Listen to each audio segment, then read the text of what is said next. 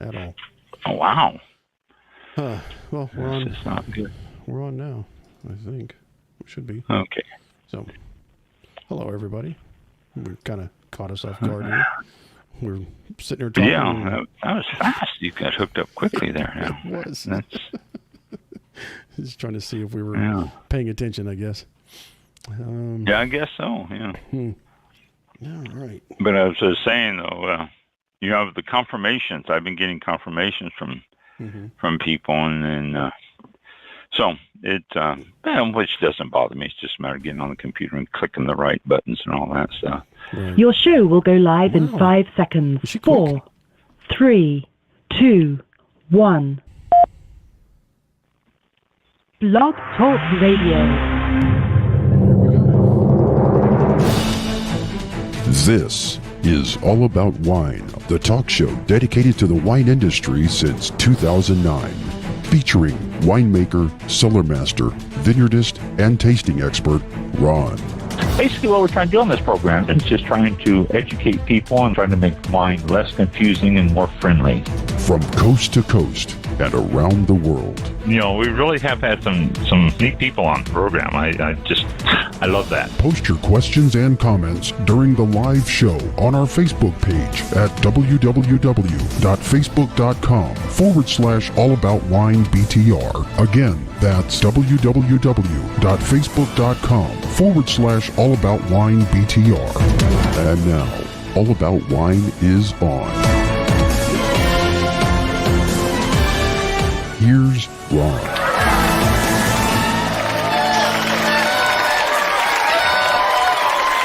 There we go. Very good. Thank you. There he is. Ron is All on. right. Yeah. Welcome to Another episode of All About Wine. All right. Okay, let me... We had a guest tonight. We don't. She contacted me and said that she has a conflict of scheduling, which means we got something else coming up, and she just, missed the. Actually, she has someone who booked with me, and so it's like another person in there. And if she had something and she didn't pass it on to them and all that, so I understand. There's conflicts. I've done that, and I'm sure everyone has. So we don't have a guest tonight, but she's going to be with us, hopefully, within the next 2 or 3, 4 weeks. Not next week. We will not be on the air next week.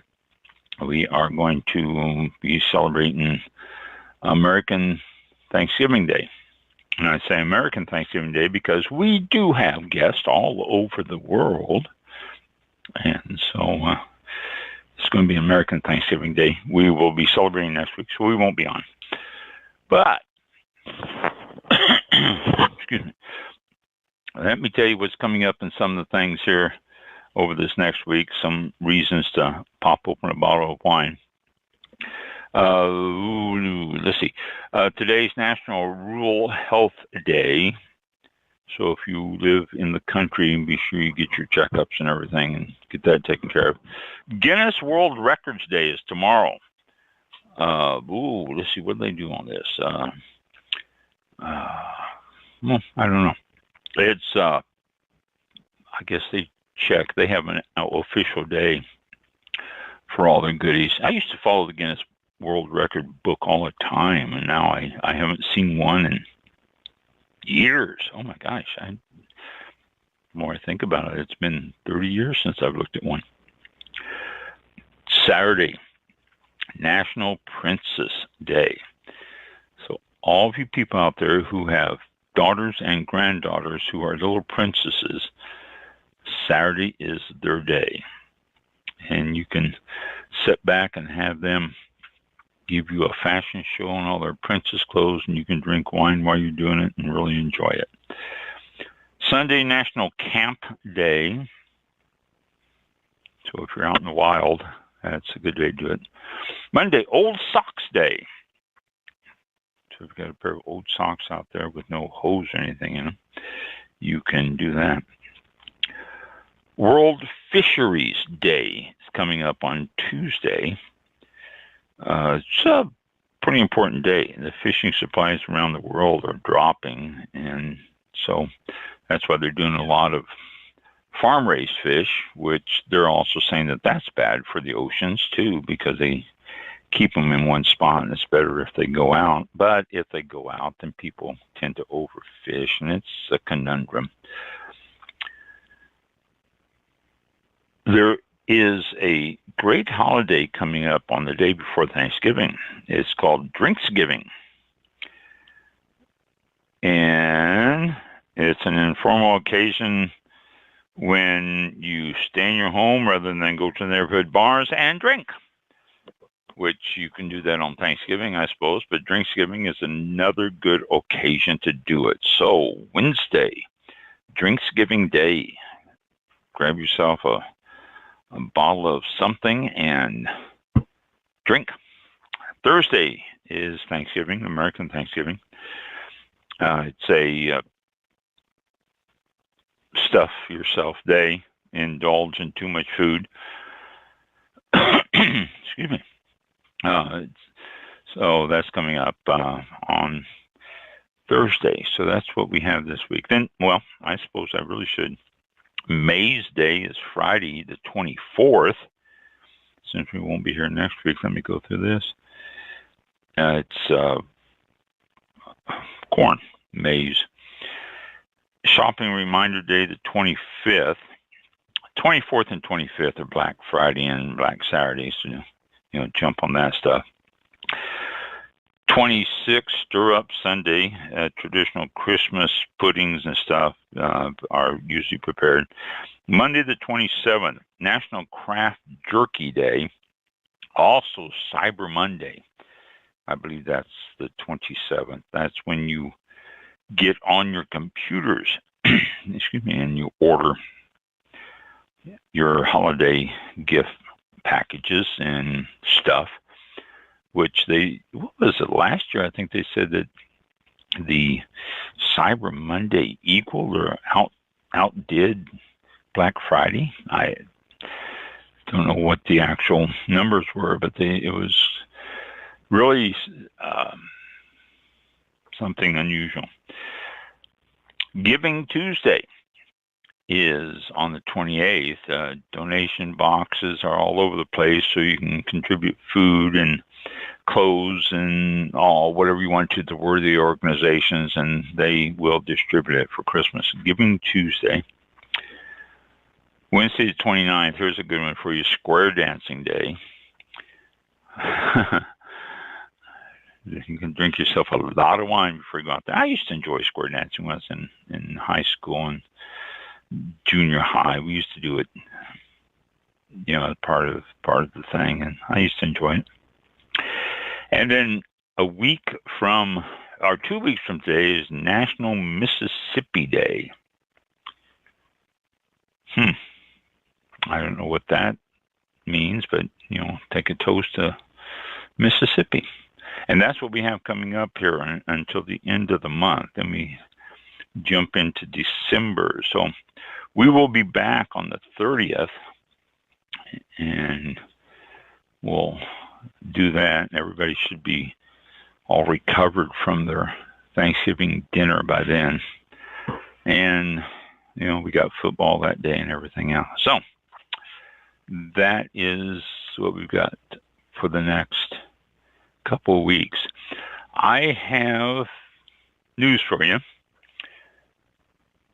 I was not planning on having news for you, but it just happened to be that our guest canceled, so I have news for you, which is okay with me because why is this on here? Oh, because this is the wrong page. That's why. I couldn't figure that out. Okay.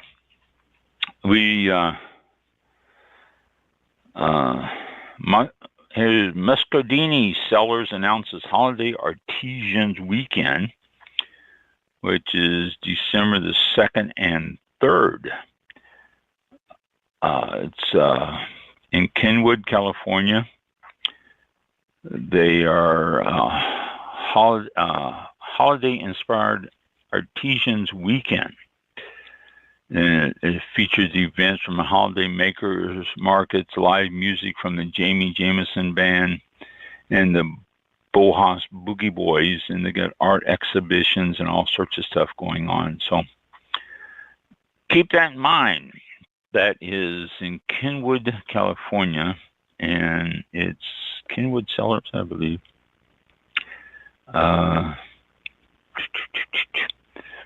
In Sonoma. Yeah, I guess it's Kenwood Cellars. No, Muscardini Cellars. That's Muscardini Cellars. If you want to get in touch with them, 707-933-9305. Excuse me. And let's see what else we got here. Okay, that would take care of that one. And let's go over to this one because I've got some things to tell you about this. No, I don't want to do that.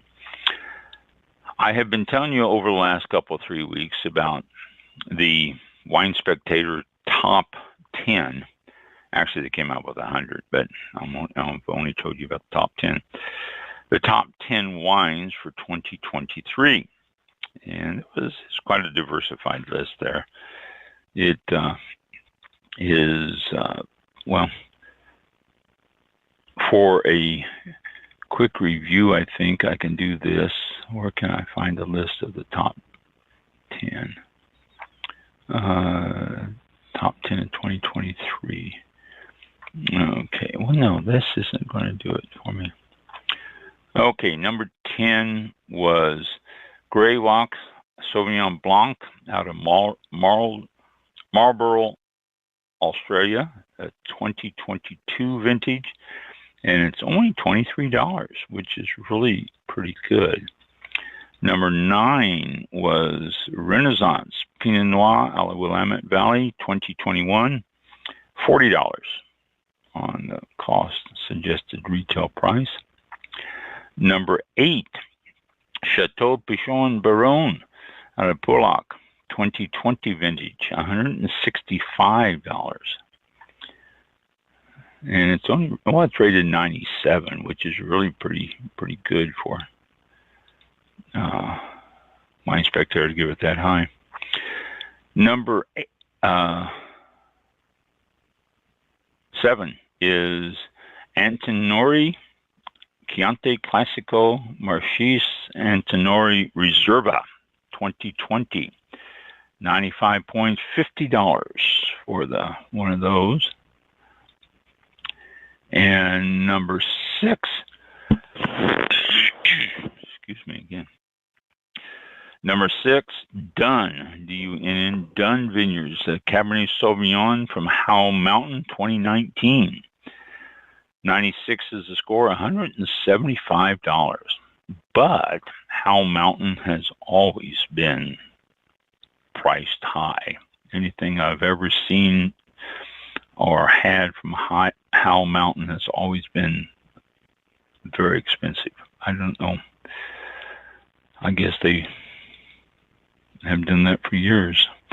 Next one, number 5, Mastro Berardino. Excuse me, let me take a sip here.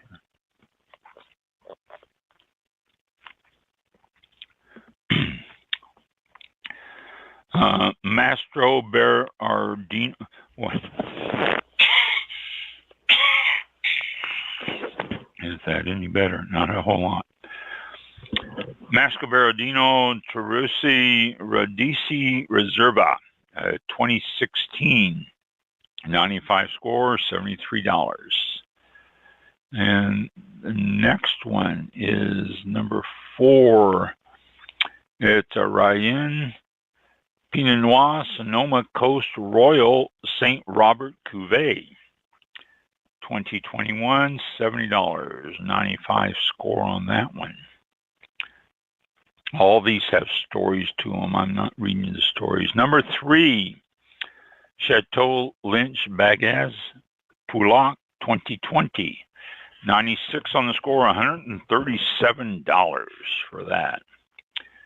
Okay, and then number 2 is Occidental Pinot Noir West Sonoma Coast Freestone. Occidental 2021, $65, 94 on the score.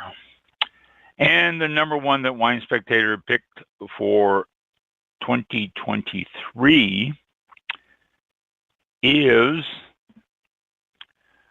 Argiano Brunello di Montesino, a 2018 95 score.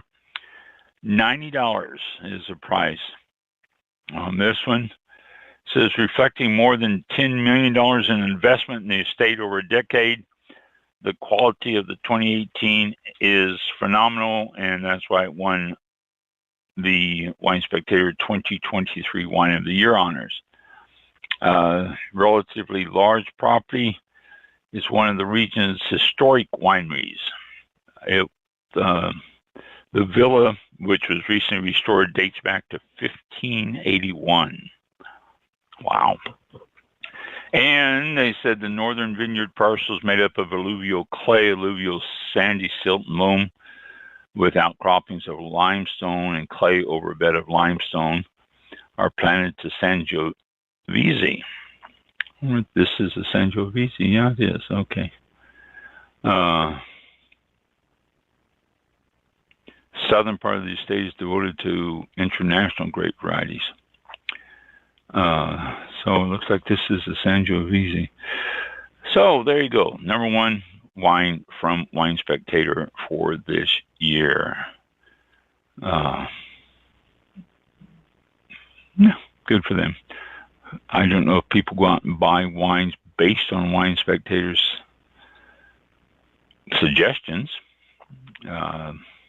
Maybe they do, but it's not the normal crowd because, well, look at the prices. I just quoted you 175, 123, stuff like that, and that's not what most people is going to go out and buy, I'm afraid to say. Most people keep their prices down, and especially in economic times now where everything costs more money, they're going to have to watch their pennies. So I think that it's nice to see the list, but in reality, I don't know if it's going to help increase sales tremendously for all those places. Just like cigars. We're going to have the cigar guys on in a couple of weeks. Well, actually, the 16th. I think the 16th. Is that right? No, I think it's... I keep saying the 16th, but I think it's the 14th. Okay, 16th on a Saturday. The 14th of December, we're going to have the guys on. And we'll see what they have to say about their thoughts on the top 10s that are picked in cigars every year. And if that really is something that people will go out and do it. A smaller investment, though. Well, most of them. Some of them are very expensive. You can get very expensive cigars, but overall, a smaller investment. Okay. Let's see what we got here. Another thing from Wine Spectator. I want to go through quickly here is... Where is it? The top, no, that's the top 100 list. Wait a minute, this isn't what I thought this was top wines. I thought, where's the wineries? They had a list of the top 10 wineries from 2023, and I guess, no, not here. Oh, well, never mind. Annual Wine Star Galas Award. Now, we talked about this last year, about this coming up. The 2023 Wine Star Awards. And you can go to this. You can show your support for this year's winners, and it's a black tie gala put on by wine enthusiasts. And it's really a who's who in the wine industry. They have all sorts of people there. Big names you've heard, names I've talked about. And you can rub elbows with all these people, because let me tell you, most of the people in the wine business are pretty down to earth. You don't have too many real snobs in the wine business, but everybody's come together for one night. You can go, you can join them in Miami on Monday, February the 5th at 5:30 reception. Individual tickets only $1,985. Or you can get a table of 10 tickets for $18,585. So if you and a bunch of friends want to go, or a table of 12 is only $21,585. So you do save money by going with the 10s and the table of 12. So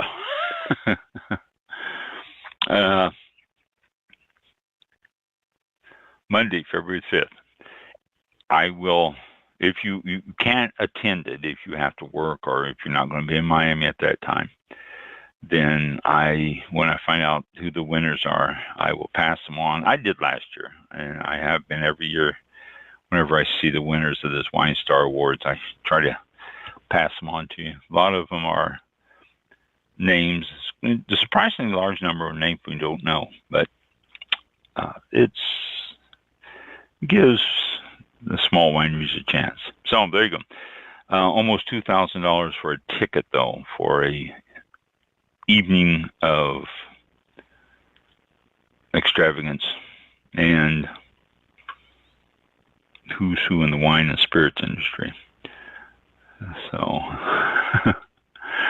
a bit much, yeah. Okay, and let's see, Banterra Organic Winery. Did we interview Banterra? I can't remember if we did or not, Mike. Maybe you'll remember. I remember them talking about them. Hang on, let me see. Yeah, me too. But I don't know if we interviewed them or not. I don't know. Look in that still trap mind of yours and see if you can remember, and let me know. I remember you mentioned them last week.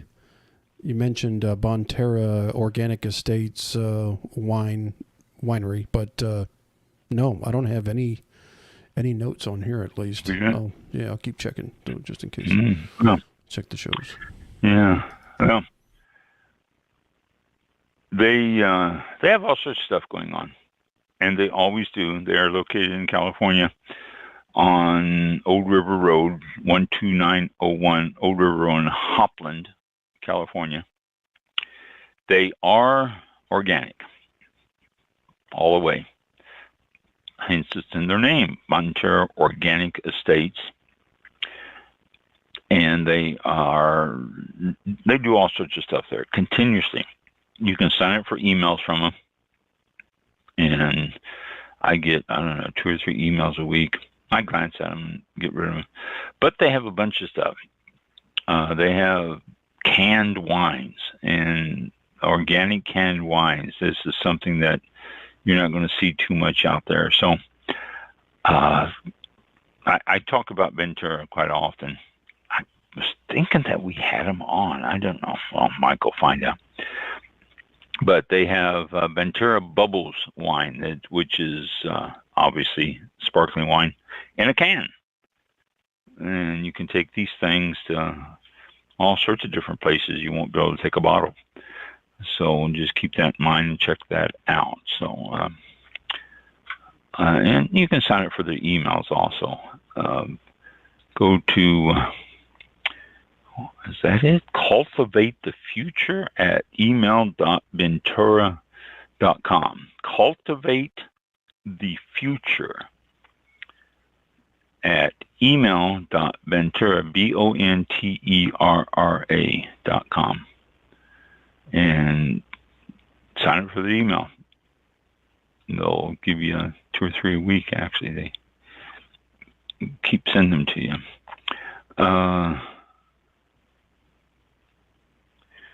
Let's see. Don't want to talk about that. And not that. And here's another thing about Ventura. Black Friday offer starts now and 25% off on their wines. So 25% on 6 bottles or more. I don't know if that goes. Oh, here we go. Get up to 50% off cans. And you also choose your favorite November Grays board for a chance to win $10,000 in cash prizes. Woo, what a deal. What a deal. So 25% off bottles and 50% off cans. Wow. Again, Ventura. Check them out. I had another. Let's see. Well, no, it's not that.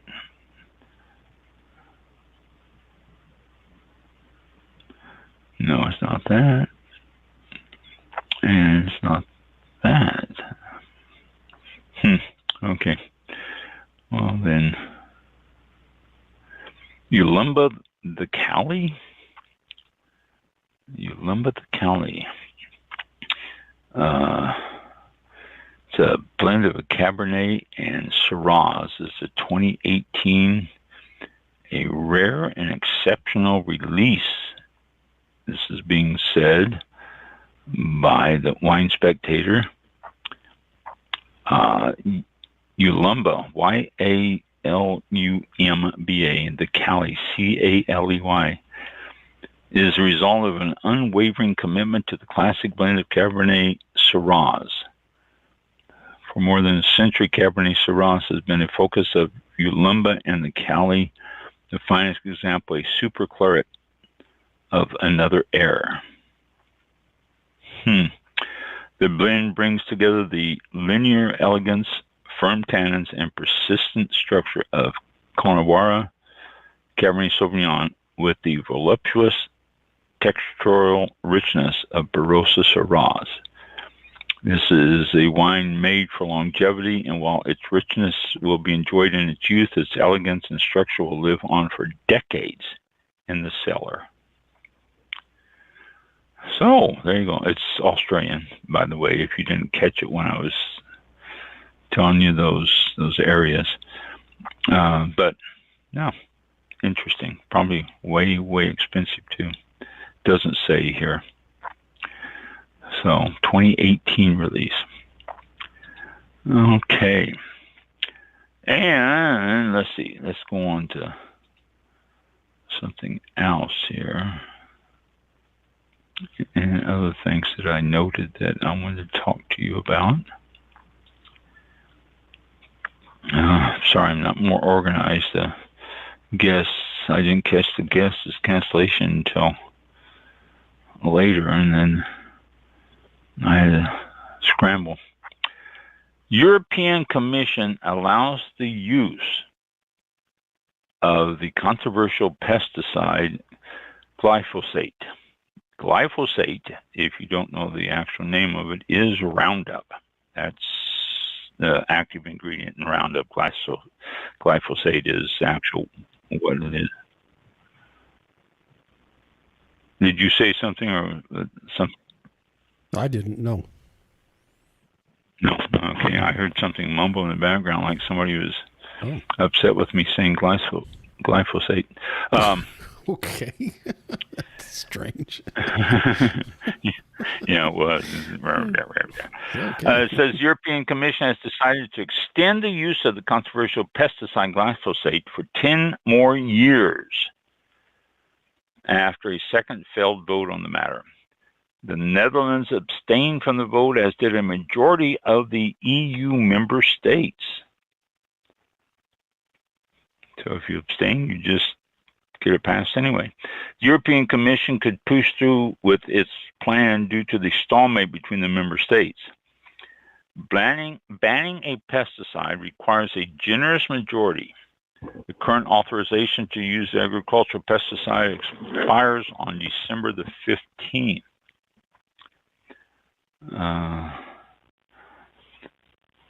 Glyphosate, better known as the widely used Roundup, here it says it here, from manufacturer Monsanto, is very controversial. Several experts have linked the pesticide to Parkinson's disease, and there are indications that it may be carcinogenic.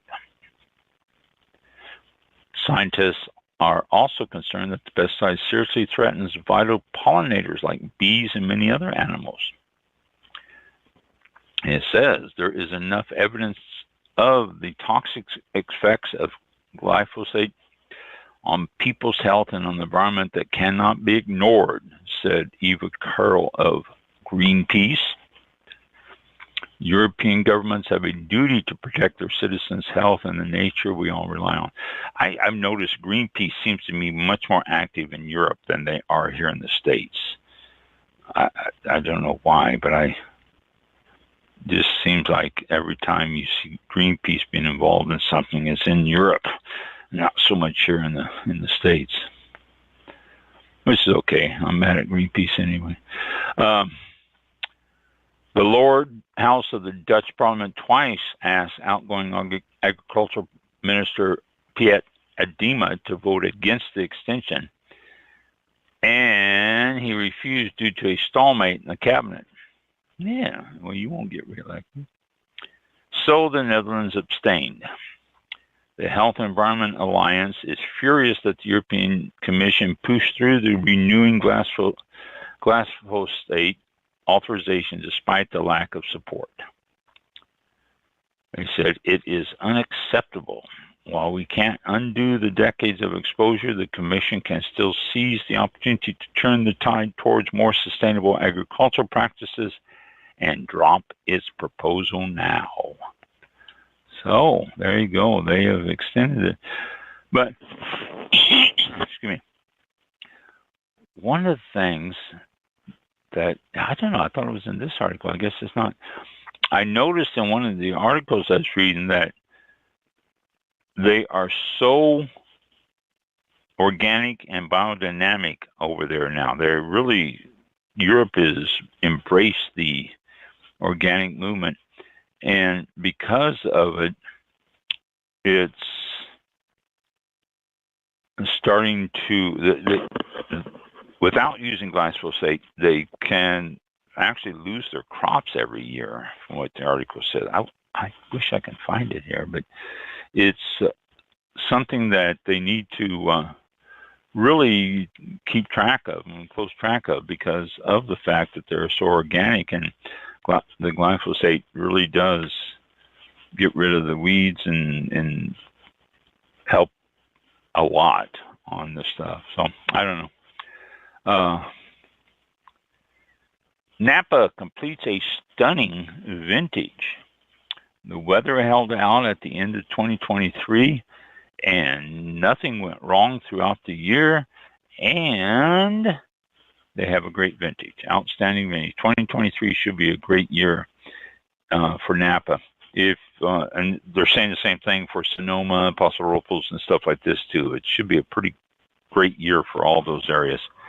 So if you're looking for some good California wines, then grab yourself some of the 2023 vintage. But you won't be able to see the whites until next spring, next summer. And the reds, if it's a good vintage, probably not for 2-3 years yet. Says the 23 Merlot is going to clock in at about 13.3% alcohol. This is from Jim Duane from CV Vineyard. He said that he's worried that I'm going to be smashed by the critics in a couple of years.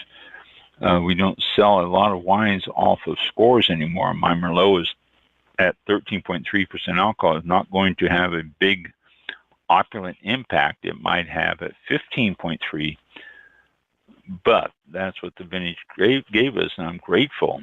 So we're lucky to have this 23 vintage. It's going to have a higher impact on the wines, and it's going to produce better wines.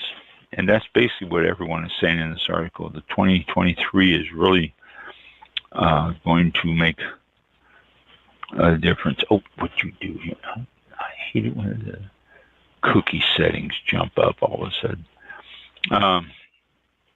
So, 2023 vintage. If you're looking to get some good wine, probably some decent wines, and from what they're saying here, the alcohol is not going to be outrageous, which is good. You're not going to have these real hot wines out there, high alcohol.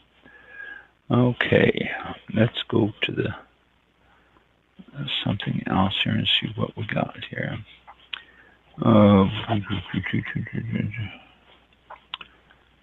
Okay, that takes care of that page. And let's go to there. Let's see what this says. If you know an inspiring person in the wine industry for 2024, then nominations are open. If you don't worry about it. Okay. Oh, here we go. This caught my eye simply because Missouri is one of the original big wine regions.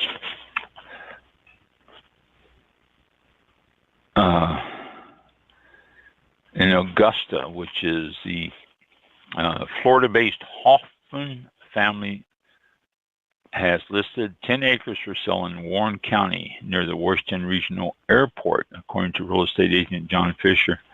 The airport's just outside of town. Parcel is largely undeveloped and listed for $425,000, and comes with a sizable airplane hangar. There you go.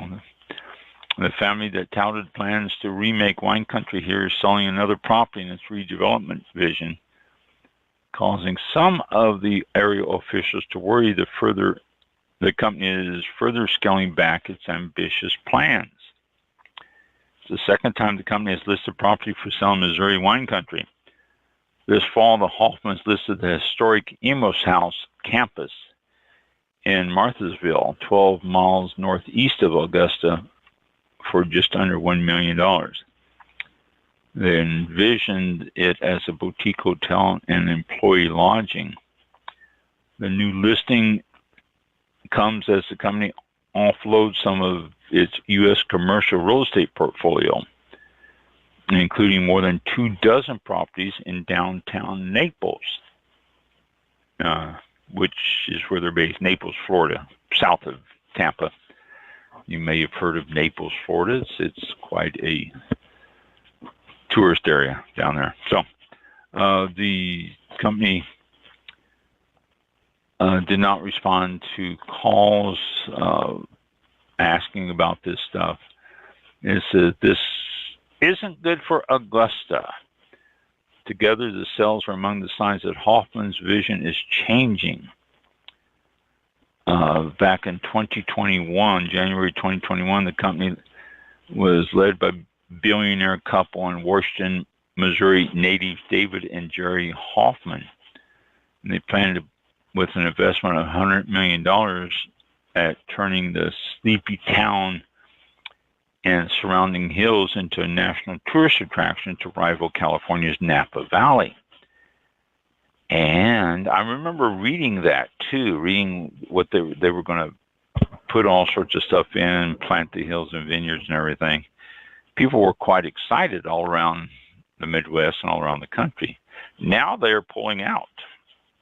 It looks like slowly but surely they are divesting themselves of properties And the center of all that stuff down in Naples is also being divested. The original plans, as the airport, which is located across the Missouri River from Washington, is largely used for business travel and by independent pilots. The Hoffmans initially pitched a helipad and hot air balloon rides at the proposed Lodge Hotel. August 2021, some residents complained at a St. Charles County Planning and Zoning Commission that the landing pad would be too close to local church and cemeteries. And others said the flights pose an invasion of their privacy and would be too great a disruption of Augusta residents' slow-paced lifestyle. By June of this year, plans for the helipad and hot air balloons were scrapped. You know, you got your wish, people. You got your wish. And just think of how nice it's been to have an influx of money into your area there. So, no more.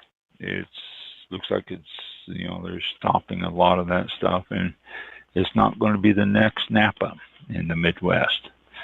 Missouri was one of the leading grape producing areas many years ago. So before we got the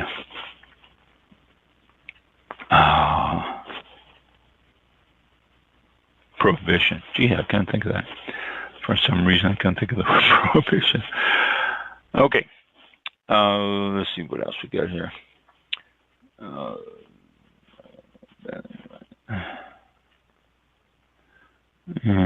Oh, here we go. Low and no alcohol wines popularity increasing, but the experts say more research on taste is needed. Yeah, you think? I've tasted a couple and I'm not impressed.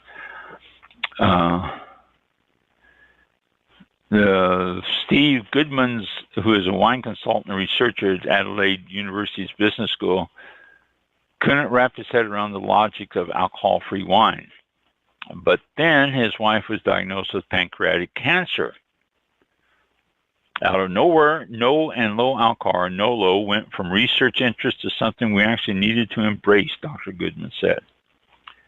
Before that, even as a dedicated wine consumer and someone with a great interest in wine, the topic of NOLO wine was never on my radar. Suddenly, it became his mission to improve Australia's NOLO offerings. And so he started. In a short span of time, NOLO products have gone from niche to mainstream with room still to grow. Out of all of NOLO product, Dr. Goodman believes that NOLO beer had been the most successful at replicating the same taste as the alcohol version. He says wine is lagging behind quite a bit. The majority haven't managed to capture that mouthfeel yet, hence the research we are involved with now. The facility is a $198 million initiative between South Australian government and the University of Adelaide. It says creating NOLO vino that can pass as real wine is a tough ask, as alcohol is key to the overall taste and mouthfeel when drinking wine. It says that Australian wine has 5% of the global NOLO market share, with more companies popping up across the country. He said, I saw the opportunity for brands and that were just removing the alcohol. And he said he wanted NOLO as a part of his own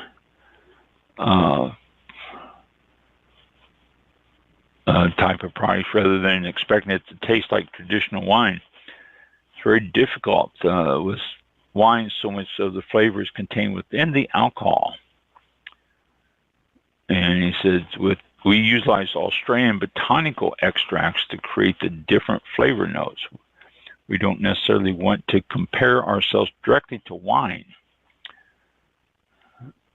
He said, we hadn't anticipated the amount of new entrants. I think we're still at the beginning of this. The more competition there is, the better the product gets.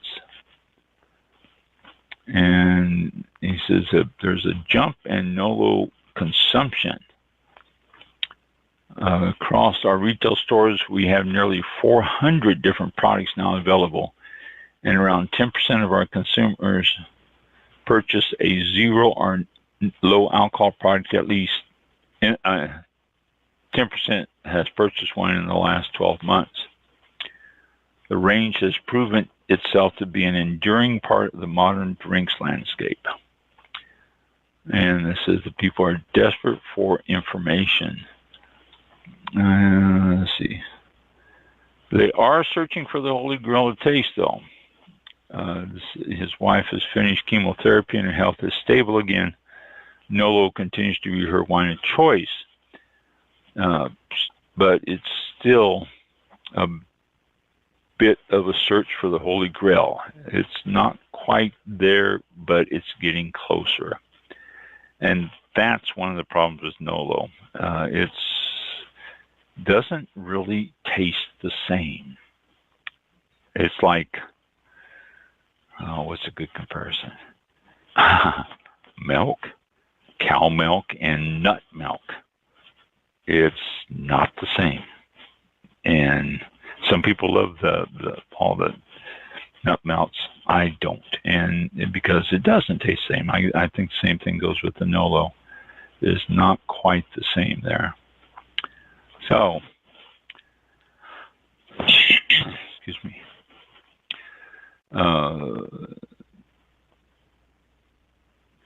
But they're embracing it in Australia, just like they're embracing it here in the States. There's lots of Nolo going on around here. You can find it everywhere. Okay, and that takes care of that one. Let's go to this one.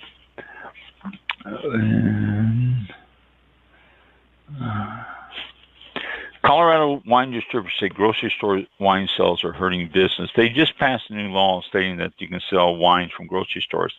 It doesn't have the same variety as they do in wine shops. And the small stores are down 40% because of the fact that the law is written.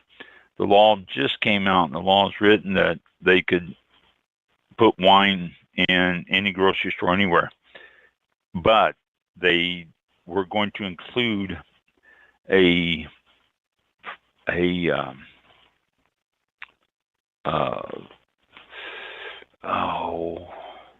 clause in there, I guess, that stated that wine being sold in grocery stores had to be 1,000 feet away from any wine shop that was around, which if you have a strip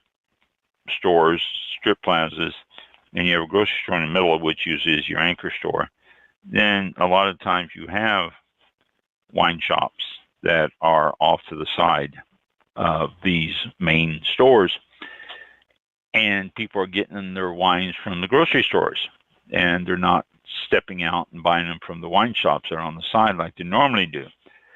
And it's really caused a serious concern among these little small mom and pop and smaller wine stores, because people aren't coming over and buying from them anymore.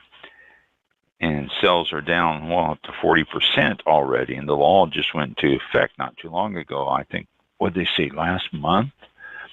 And so, March 1st. The store went into effect March 1st. And the distributors are saying it's making a big difference in what they're selling to the small stores and to the grocery stores and stuff. But zero distance is required, and they said that is the thing that hurts them. So we may be losing some small wine stores if they don't amend this bill and make it so that's 1,000 feet away, and then that way they won't have the problem. Okay.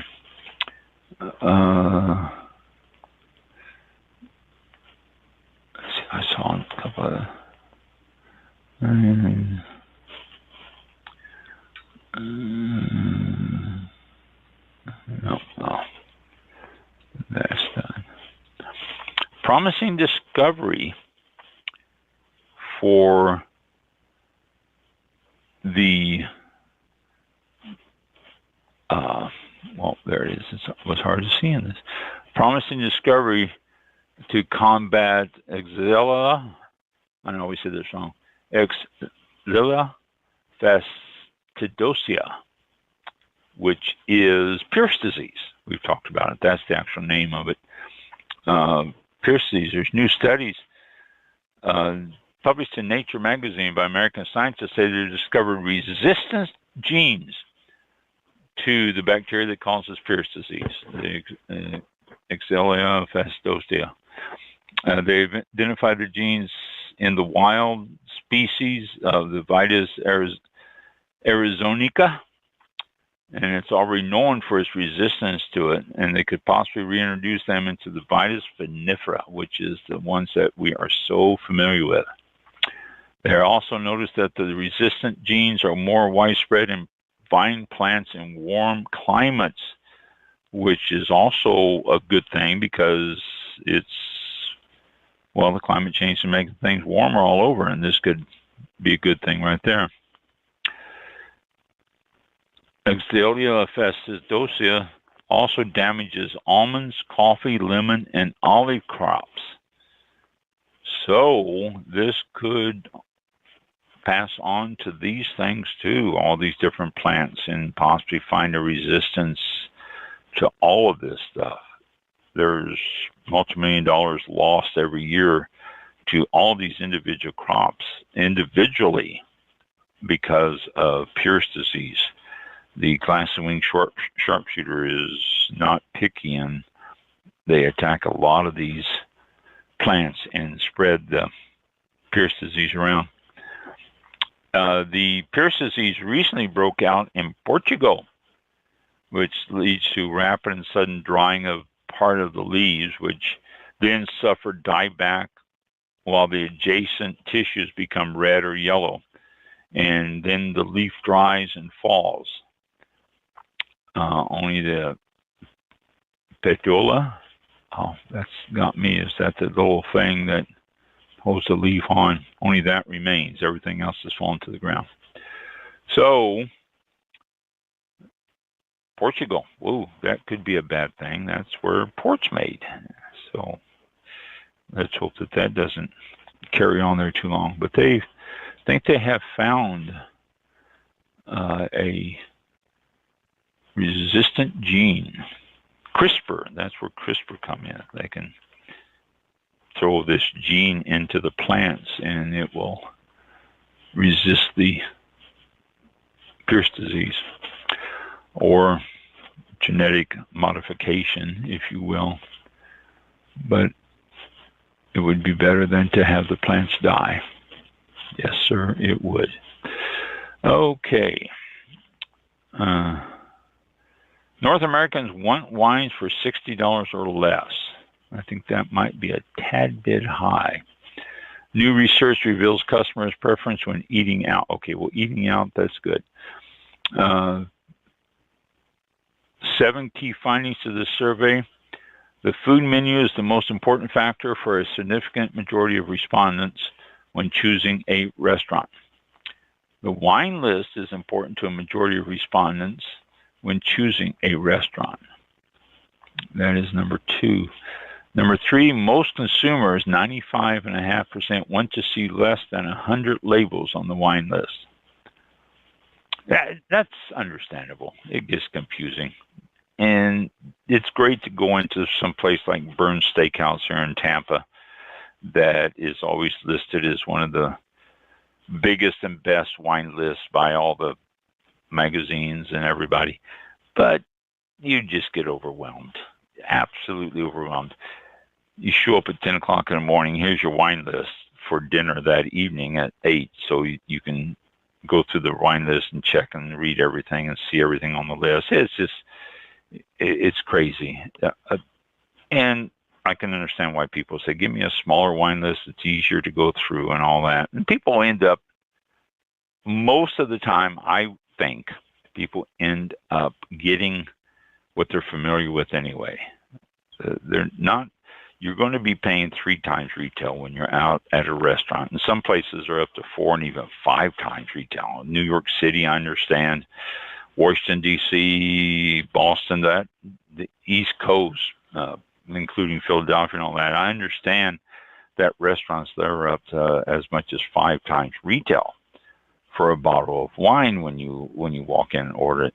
So people aren't going to do a lot of experimenting in the restaurant. They're going to go back to some of their favorites. They're going to fall back on their main wines that they always choose, their default wines, and buy those and drink those. So, any more than 100 bottles, I can understand that. 57% of consumers favor an average price of below $60. And that, I'm surprised, is not higher than 57%, because when you start getting markup of 3 times, that means that you're actually getting bottles that are only about $20, $25 in the grocery store, and you get a 3-time markup, you're up to the $60 mark now. So that seems a little low on that. Number 5, 50% of restaurant workers think chefs create menus without thinking about wine. Half of the workers think that the chefs just create a menu without thinking about how it's going to pair. Well, that's an interesting thought there. Number 6, consumers prefer winemakers' dinners, 15.5%, and seated wine and food pairing events, 18.18%, rather than wine classes and cooking lessons. Wine classes are 9.63%, as opposed to winemakers' dinners, which they prefer, and cooking lessons, which is better than wine and food pairing event, or a lot less than wine and food pairing events. So there you go.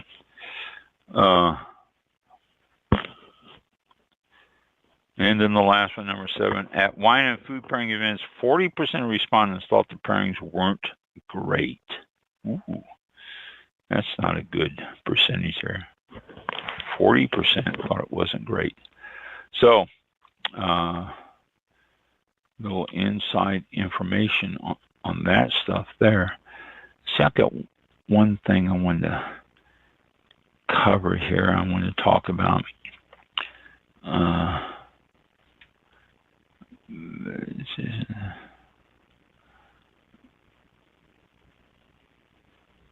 Okay, a couple of things. I'll get time.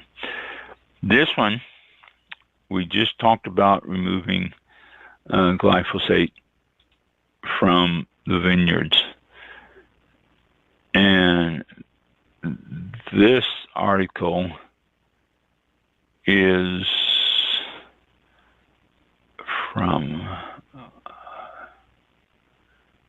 European Parliament. They're saying that reducing the molecules and only working with an increasingly small range will lead to the opposite of what we're aiming for. This is by the co-chairman of Southwest France Wine Marketing Board. He said this at the European Wine Day. For the wine grower, an all-out reduction approach, wine will create resistances, and we will no longer have any molecules to really combat various diseases. For weeding, it creates floral inversion, and that's not what we want either. So basically he's saying it's, when you use glyphosate, if you completely remove glyphosate, it will lead to abandonment of the vineyard because for now we don't have any other solutions. So there's your argument from that side. There's always another side to everything. They say, do not remove it. That could be a bad thing. Okay, let me look. I've got another thing I want to bring up. Okay, here we go. This is the one I want to talk about before we close here. Naked Wines ditches Devlin. Okay, now we did have someone on for Naked Wines, and she was a big advocate of it. That was just a couple weeks ago, I think it was, that they came on and talked about Naked Wines and how it works and all that stuff. And it sounds like a great deal. And, you know, I'm a fan, I have to say. I haven't used it yet, but I think I'm going to. But online retailer Naked Wines has announced that CEO Nick Devlin will leave the role immediately following a further drop in expected revenue. Okay, now that's not a good thing. The news comes as the firm said trading in the U.S. market was weaker than anticipated and was reducing its revenue expectations for full-year sales for 2024 down 12 to 16%, having previously predicted 8 to 12%. As a result, adjusted expectations are now 2 to 6 million pounds, and I guess are pounds. They out of England, 2 to 6 million pounds rather than 8 to 12 million pounds. So they're down significantly. Devlin has now agreed with the board that he will step down, but will continue in the role of president of Naked Wine's U.S. business through the peak trading period before leaving the group entirely. So he'll be here until the end of the year, probably, or through the winter. It says it's disappointing to be underperforming against a recent forecast. While trading in the UK and Australia has been in line with their projections, the U.S. has not. $15 million loss. The announcement follows the news in September when Naked reported a $15 million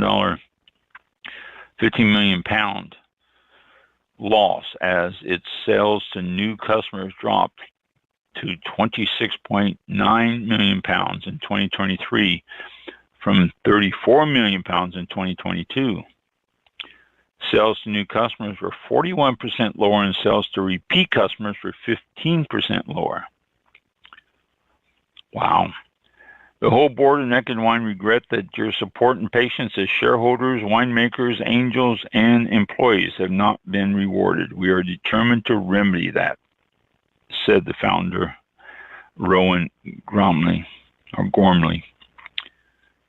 1 year earlier, the online retailer was forced to make 30 employees redundant in an effort to cut costs and create a leaner and more focused organization. The redundancies meant that Naked Wine lost 6% of its workforce. So there you go. Sounds like a good deal when it's here, but they are hurting financially, it looks like. So we'll see what happens to them over the next 6-8 months. That could be critical in their business structure. So, all right. So we are done for now and for 2 weeks. Not back next week. Wow. Everyone who celebrates this have a great Thanksgiving. Mm-hmm. I like that we have international listeners. I really do. That is cool that we have international listeners that we can say, for those who celebrate Thanksgiving, yes. For those who don't, have a great week anyway. Yeah, little disclaimer there. Yes. You can still enjoy the time. That's right. So, very good. Well, that's right. It is, or it will be Thanksgiving next Thursday. So, and what was the day before it? Drinksgiving, Wednesday. Maybe that's why we have Thanksgiving off. That could be the whole origin of, why most people have Thanksgiving off, besides it being a holiday, is because they're hungover and passed out from drinksgiving. Something. Drinksgiving. They just go crazy on Drinksgiving. Oh, my God. Wow. And stumble into the couch and watch football games all day. Yeah. And the first person said, you know what? I'm not going to work on Thursday. Okay, we understand. And it just what are we going to do about this day? Well, let's Let's just make it Let's regular. celebrate that we drank so much yesterday. Let's have a big turkey. And they go, all right. Oh, yeah, that'll help. Sure. That'll work. Yeah. So we will close out the show for this Thursday, and thank you to everybody for tuning in. There was Jack. I won't mention the last name, but Jack was in the chat room. Said he had a few questions and asked if I was you and if you monitor the chat room. And I said it's not Ron. This is Mike. And that was the end of it. I thought maybe there would have been a couple of questions in there, but I didn't see anything. Maybe I should have said, "What are your questions?" I got to go to that next time. So sorry about that, Jack. If you had a few questions, we'll pick it up in a couple of weeks and see if we can try that. He could have that passed again. it on to me. That's never a problem. You know, I'm busy with the show, so sorry I couldn't talk to you directly then. Yeah, but if you're in chat, either on social media or on Blog Talk Radio, which is our main feed, and you have a question, just pop in there and ask your question, and when there's a little break or something, I'll mention it to Ron, or if we have a special guest sometime during the show, Ron usually stops and asks me if I have any questions, and that's a perfect time. And I'm like, most of the time it's no, but sometimes it's like yes. But Jack, we'll try it again in 2 weeks if you're out there. So thank you for tuning in. Have a great 2 weeks and a great holiday, like you said, if you celebrate that, and be safe and come back to us after the holiday. Thank you very much. Have a good one. Thank you for listening. Have a great Thanksgiving. Yeah. This concludes tonight's broadcast of All About Wine with your host, Ron. For show information, links to All About Wine on Twitter and Facebook, or to be a guest on this show, visit the show website at www.allaboutwinebtr.com. Archived shows are available for download on iTunes or on our show page at blogtalkradio.com/allaboutwine. Thank you for listening. Drink responsibly, and we'll see you next time on All About Wine.